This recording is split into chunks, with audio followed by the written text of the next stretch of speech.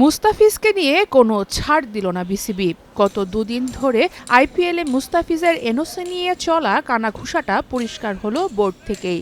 কলকাতা পুরো মৌসুমের জন্য মুস্তাফিজকে নিতে বড় অঙ্কের টাকা খরচ করলেও আইপিএলের মাঝে নিউজিল্যান্ডের সাথে ওয়ানডে সিরিজ খেলতে ৮ দিনের জন্য দেশে ফিরতে হবে কাটার মাস্টারকে।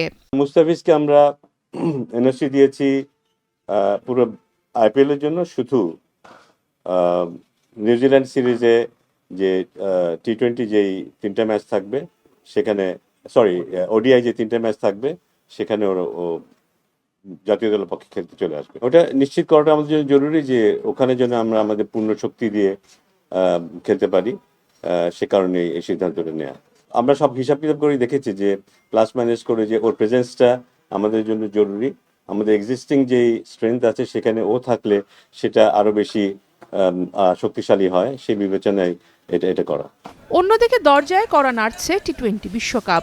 দুই দেশে হতে যাওয়া মেগা এই টুর্নামেন্টের আগে প্লেয়ারদের ফিটনেস প্ল্যানিং আর ট্যুর ম্যানেজমেন্ট নিয়ে প্রায় মাস দেড়েক আগেই সংবাদ মাধ্যমে নিজেদের পরিকল্পনা জানালো বিসিবির ক্রিকেট অপস।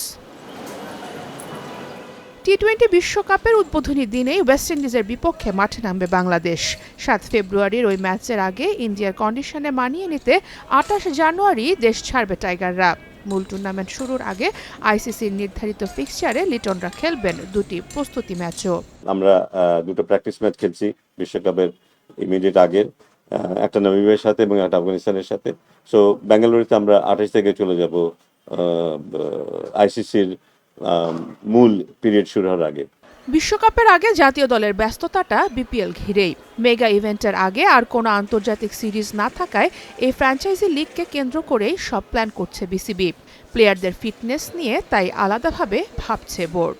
আমাদের বাংলাদেশ ক্রিকেট বোর্ডের একজন ট্রেনার পুরো বিপিএল কভার করবেন, যার কাজ হবে যারা পনি প্লেয়ার্স অফ ন্যাশনাল ইন্টারেস্ট, তাদের পুরো টুর্নামেন্ট জুড়ে ওয়ার্কলোড ম্যানেজমেন্ট হবে এই জিপিএস এর মাধ্যমে। সো ওই ওয়ার্কলোড ম্যানেজমেন্টের মাধ্যমে যদি কোনো প্লেয়ার রেড জোনে থাকে সেটা ওই ফ্র্যাঞ্চাইজির সাথে কমিউনিকেটেড করে দেওয়া হবে যে his in the red zone, okay rest দিতে হবে। সো ন্যাশনাল টিমের যারা ইন্টারেস্টেড প্লেয়ার তাদের পুরো টুর্নামেন্ট জুড়ে আমরা ওয়ার্কলোড ম্যানেজমেন্ট করব, এটা বাইরের থেকে।